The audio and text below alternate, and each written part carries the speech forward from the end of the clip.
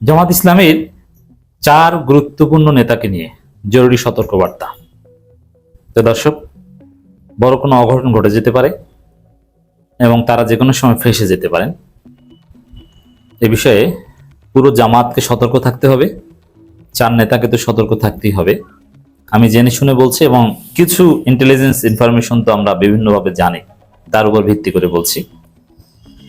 এবং এই যে সামনে বিপদ বা ফেঁসে যাওয়ার যে একটা সম্ভাবনা আছে, এই 4 নেতার ক্ষেত্রে কমপক্ষে আরো অনেকে আছেন তালিকায়, এই 4 জন যেহেতু অতি গুরুত্বপূর্ণ, এই কারণে এই 4 জনের কথা বললাম।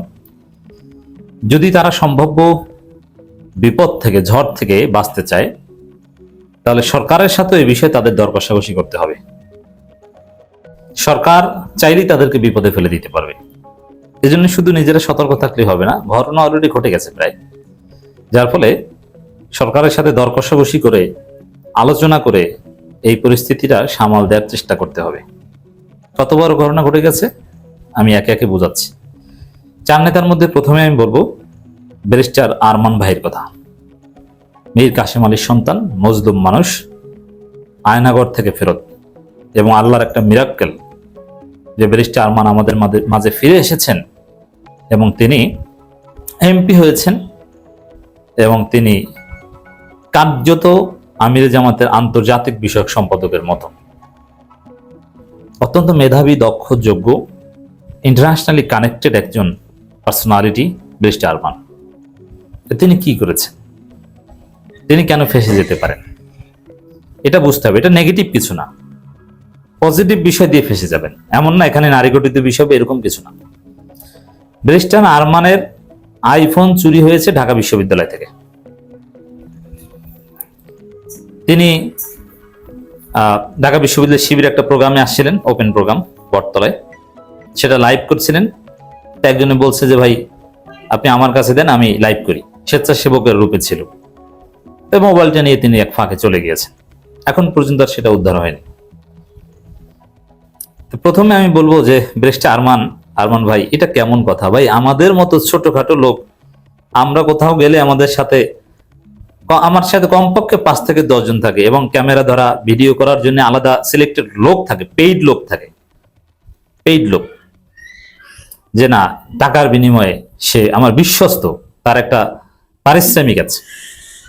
বাংলাদেশে চলাফেরা করলে থাকে, যদিও এরকম আউটার স্পেসে চলাফেরা করে বাইরের দৃশ্য ভিডিও করা বা এগুলো নর্মালি আমি কখনো করি না, ইনডোর আলোচনা করি।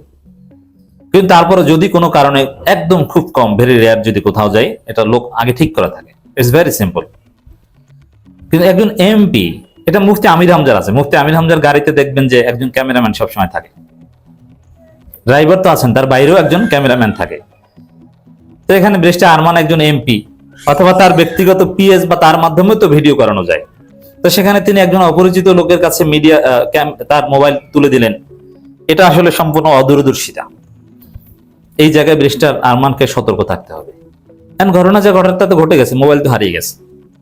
এখন একটু চিন্তা করেন, একজন মানুষের মোবাইলের মধ্যে কি থাকে? হোয়াটসঅ্যাপ থেকে শুরু করে আরো বিভিন্ন মেসেজিং অ্যাপ, আরো বিভিন্ন ফাইল থাকে। আর আইফোন তো ছোটখাটো কম্পিউটার, আমরাও আইফোন চালাই, আমরা তো জানি। ইমেইলে আরো অনেক অসংখ্য তথ্য থাকে, আমাদের ইমেইল গুলো অবশ্যই আমাদের আইফোনে লগ ইন করা থাকে, কারণ সবসময় আমাদের ল্যাপটপ ওপেন করে দেখার সুযোগ হয় না। জরুরি কোনো ইমেইল যে কোনো সময় আসলে আমরা আইফোনে নোটিফিকেশন পাই, ইনস্ট্যান্ট দেখতে পারি, রিপ্লাই দিতে পারি। ল্যাপটপ, কম্পিউটার এগুলোর প্রয়োজনীয়তা আমাদের কাছে খুব কম, ভালো মানের হাই স্পিড আইফোন থাকার কারণে। আইফোনের স্পিড স্বাভাবিক যে কোনো ফোনের চাইতে ভালো, একদম কমফোর্টলি কাজ করা যায়। সেখানে ব্যারিস্টার আরমান একজন ব্যবসায়ীও বটে, মীর কাসেম আলীর সন্তান, একজন ব্যারিস্টার এবং জামাতের আন্তর্জাতিক উইংয়ে কাজ করেন। একই সাথে বিভিন্ন দেশি বিদেশি কোম্পানির সাথে তিনি জড়িত, বিভিন্ন বেসরকারি উদ্যোক্তা বাংলাদেশে নিয়ে আসার, ইনভেস্টমেন্ট নিয়ে আসার জন্য তিনি কাজ করছেন। তিনি বাংলাদেশ ব্যাংকের গভর্নরের সাথে মিটিং করেছেন, আরো নানান চেষ্টা করে যাচ্ছেন। তিনি একজন এমপি, তার কাছে এরকম কনফিডেন্সিয়াল অনেক ইমেইল, হোয়াটসঅ্যাপে অনেক ডেটা, অনেক কিছু থাকতে পারে। আবার তার ব্যক্তিগত, তার স্ত্রীর সাথে ব্যক্তিগত ছবি, ঘরোয়া ছবি, তার সন্তানদের সাথে, এটাও থাকতে পারে। আমি বলছি না এখানে অনৈতিক কিছু, প্রশ্নই আসে না। ব্যারিস্টার আরমান ওই ক্লাসের না, গাজিয়া নজরুল ক্লাসের না। তার বৈধ যে ডকুমেন্টস গুলো আছে, সেগুলোই যদি, যেগুলো কনফিডেন্সিয়াল, সেগুলো যদি এই ফোন চুরি হওয়ার পর ডেফিনেটলি যদি কোনো না কোনোভাবে গোয়েন্দা সংস্থার হাতে চলে যায়, এবং সরকার এটা সুযোগ নেবে, সরকারের কাজই হচ্ছে এগুলো, তারা এ ধরনের সুযোগ খুঁজে এবং এখন বিপদে না ফেলালেও এই তথ্যগুলো এখান থেকে নিয়ে রেখে দিবে, যখন জামাত বেশি চালাকি করবে তখন এগুলো সামনে এনে একটা ইস্যু তৈরি করে পুরো জাতিকে ঘোল খাওয়াবে। সাপোজ ব্যারিস্টার আরমানের অনেক ইন্টারন্যাশনাল ফ্রেন্ড আছে, ইউকেতে তার সাথে ভারতের কোনো এক বন্ধু পড়েছে, অথবা ইসরায়েলের যে কোনো একজন তার ক্লাসমেট ছিল, এবং তিনি একটা ইমেল করেছেন, কথার কথা আমি উদাহরণ দিলাম যে আরমান তুমি এমপি হয়েছো, স্বাগত, আবার ইউকেতে আসলে বলবো আমি তো আসি ম্যানচেস্টারে, আসবো, দেখা করবো। একসাথে পড়েছেন, হয়তো ইসরায়েলের নাগরিক হতেই পারে, ওইটাকে কেন্দ্র করে এই যে ইসরায়েলের সাথে আরমানের যোগাযোগ, এরকম নানান ভাবে দেখবেন যে তাকে ফাঁসানো হয়েছে।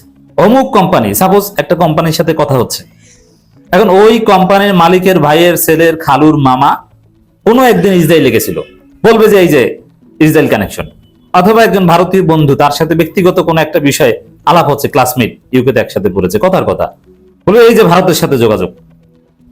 এরকম নানান ভাবে আরো অনেক গোপনীয়তা, সাংগঠনিক অনেক বিষয় যেগুলো ডিসক্লোজ করা যায় না, এরকম অনেক বিষয় ফোনে থাকে, সেগুলো গোয়েন্দা সংস্থা নিয়ে তারপর এটা নিয়ে ধীরে ধীরে খেলবে। এমন না যে একসাথে সব ফাঁস করে দেবে অথবা এখনই ফাঁস করবে, হতে পারে এটা 1 বছর পর, 2 বছর পর, অথবা 2031 সাল নির্বাচনের আগে, নির্বাচনী প্রচারণার সময় এগুলো সামনে আনবে, রেখে দিবে।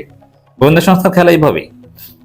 কারণ গোয়েন্দা সংস্থা চাইলে কিন্তু এই মোবাইল কে চুরি করেছে তাকে খুঁজে বের করবে, খুঁজে বের করে উদ্ধার করে হয়তো বা দিবে তার কাছে, আরমানের কাছে, কিন্তু তার আগে তথ্য জানিয়ে নিয়ে নিবে। অতএব একটা সম্ভাবনা রয়েছে, রাজনীতি এরকমই নোংরা, আপনি ভুল একবার করে ফেললে আপনাকে ফাঁসাবি। Same thing happened in case of অধ্যাপক মুজিবুর রহমান, তারও নাকি মোবাইল হারিয়ে গেছে। এখন জামাতের এক অতি গুরুত্বপূর্ণ নেতাদের মধ্যে একজন অধ্যাপক মুজিবুর রহমান, তার মোবাইল হারিয়ে গেল, এই সেম থিং উইল হ্যাপেন। তার মোবাইল হয়তো পুলিশ উদ্ধার করে দিবে, কিন্তু উদ্ধার করার মধ্যে উদ্ধার করে তথ্য যা নেয়ার সেগুলো সব নিয়ে ফাঁদ পেতে তারপরে মোবাইলটা ফেরত দিবে, তারপরে সময় মতো বৈধ তথ্য, খারাপ কিছু না, ওইটাকে এমন ভাবে উপস্থাপন করা হবে দেখবেন যে আপনি বিতর্কিত হয়ে গেছেন। এরপরে শাহজাহান চৌধুরী, তিনি একজন ভালো মানুষ, জননেতা, জামাতের সবচাইতে পলিটিক্যালি হেভিওয়েট নেতা। এখন শাহজাহান চৌধুরীকে তো আর নারী, আর্থিক অনিয়ম এগুলোতে ফাঁসানো যাবে না, যেহেতু তিনি পাওয়ার পলিটিক্স করেন, তার এলাকায় পলিটিক্যাল কমপ্লেক্সিটি আছে, এরকম বিভিন্ন পাওয়ার পলিটিক্স এর জটিলতার মধ্যে বা তার পিএসটিএস নিয়ে নানান বিতর্ক আছে, এরকম নানান ঘটনার মধ্যে দেখবেন যে একটা ঘটনার সাথে তার নাম বা তার কোনো একজন লোক বা তার পিএস কে জড়িয়ে দিয়ে বা একটা গোপন ফোনালাপ ফাঁস করে তাকে বিতর্কিত করা হবে। শাহজাহান চৌধুরীর পেছনে সবসময় গোয়েন্দা লেগে থাকে, কারণ কি, যে জামাতের পাওয়ার পলিটিক্স এর মডেল, জামাতের রাজনীতি, গণতান্ত্রিক রাজনীতির মডেল, ইসলামপন্থী গণতান্ত্রিক রাজনীতির মডেল শাহজাহান চৌধুরী, তাকে বিতর্কিত করাটা এটা সরকারের জন্য জরুরি আগামী নির্বাচনের জন্য। আল্লামা সাঈদীর প্রতি একটা পুরো জাতির আবেগ আছে, এই জন্য সাঈদীর যে কোনো এক ছেলেকে বিতর্কিত করার চেষ্টা তারা করছে, কারণ যে এলাকা থেকে আল্লামা সাঈদীর ছেলে জিতেছেন, মাসুদ সাঈদী, ওই এলাকায় জামাতের সাংগঠনিক ভিত্তি অত্যন্ত দুর্বল, কারণ শুধু আল্লামা সাঈদীর কারণে জিতেছেন, তার ইমেজের কারণে। তার ছেলে উপজেলা চেয়ারম্যান হবেন এবং আরাক আসনও তো প্রায় জিতেছিল। এ কারণে মাসুদ সাঈদী কিংবা শামীম সাঈদী যে কোনো একজনকে ব্যবসায়িক বিভিন্ন, যেহেতু তারা ব্যবসা করেন, ব্যবসায়িকভাবে তাদেরকে বিতর্কিত করার একটা উপায় গোয়েন্দা সংস্থা খুঁজছে। যে কোনো সময় যে অমুকের টাকা মেরে দিয়েছেন, এরকম বিশাল অনিয়ম করেছেন, এরকম একটা গুজব রটিয়ে নানানভাবে ক্ষতিগ্রস্ত করার চেষ্টা করতে পারে।